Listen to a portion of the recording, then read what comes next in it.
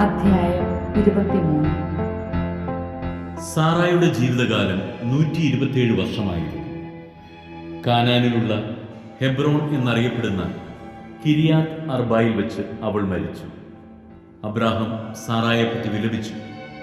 മരിച്ചവളുടെ അടുക്കൽ നിന്ന് എഴുന്നേറ്റ് ചെന്ന് അവൻ ഹിത്യരോട് പറഞ്ഞു, ഞാൻ നിങ്ങളുടെ ഇടയിൽ വന്ന് പാർക്കുന്ന ഒരു വിദേശിയാണ്. മരിച്ചവളെ സംസ്കരിക്കാൻ എനിക്കൊരു ശ്മശാന സ്ഥലം തരിക. ഹിത്യർ അവനോട് പറഞ്ഞു, പ്രഭു, കേട്ടാൽ അങ്ങ് ഞങ്ങളുടെ ഇടയിലെ ശക്തനായ പ്രഭുവാണ്. മരിച്ചവളെ ഞങ്ങളുടെ ഏറ്റവും നല്ല കല്ലറയിൽ അടക്കുക. ഞങ്ങളാരും ഞങ്ങളുടെ കല്ലറ അങ്ങേക്ക് നിഷേധിക്കില്ല. മരിച്ചവളെ അടക്കാൻ തടസ്സം നിൽക്കുകയുമില്ല. അബ്രാഹാം എഴുന്നേറ്റ് നാട്ടുകാരായ ഹിത്യരെ വണങ്ങി. അവൻ അവരോട് പറഞ്ഞു, ഞാൻ മരിച്ചവളെ ഇവിടെ സംസ്കരിക്കുന്നത് നിങ്ങൾക്ക് സമ്മതമാണെങ്കിൽ സോഹാറിന്റെ പുത്രനായ എഫ്രോണിനോട് എനിക്ക് വേണ്ടി മാധ്യസ്ഥം പറയുക. അവൻ മക്ബലായ തൻ്റെ വയലിൻ്റെ അതിർത്തിയിലുള്ള ഗുഹ അതിൻ്റെ മുഴുവൻ വിലയ്ക്ക് എനിക്ക് തരട്ടെ.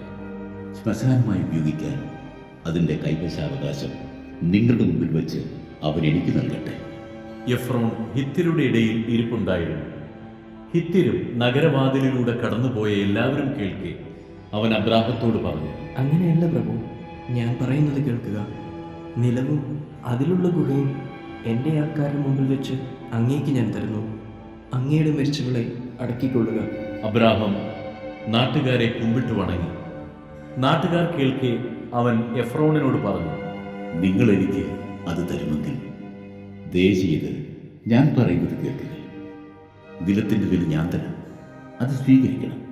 മരിച്ചവളെ ഞാൻ അതിലടക്കിക്കൊള്ളാം. എഫ്രോൺ അബ്രാഹത്തോട് പറഞ്ഞു, പ്രഭു, എൻ്റെ സ്ഥലത്തിന് 400 ഷെക്കൽ വെള്ളിയേ വിലയുള്ളൂ. നാം തമ്മിലാകുമ്പോൾ അത് വലിയൊരു കാര്യമാണോ? അങ്ങയുടെ മരിച്ചവളെ സംസ്കരിച്ചു കൊള്ളുക. എഫ്രോണിന്റെ വാക്ക് അബ്രാഹാം സ്വീകരിച്ചു. ഹിത്യർ കേൾക്കെ എഫ്രോൺ പറഞ്ഞതുപോലെ 400 ഷേക്കൽ വെള്ളി കച്ചവടക്കാരുടെ ഇടയിലെ നടപ്പനുസരിച്ച് അവൻ എഫ്രോണിന് തൂക്കിക്കൊടുത്തു.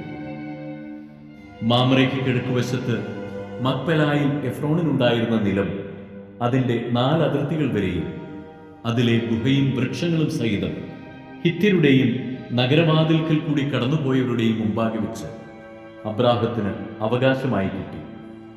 അതിനുശേഷം അബ്രാഹാം ഭാര്യ സാറായെ കാനാൻ ദേശത്ത് മാമ്രയുടെ കിഴക്ക് ഹെബ്രോണിൽ മക്പെലായിലെ വയലിലുള്ള ഗുഹയിൽ അടക്കി. ആ നിലവും അതിലെ ഗുഹയും അബ്രാഹത്തിന് ഹിത്യരിൽ നിന്ന് ശ്മശാന ഭൂമിയായി കൈവശം കിട്ടി.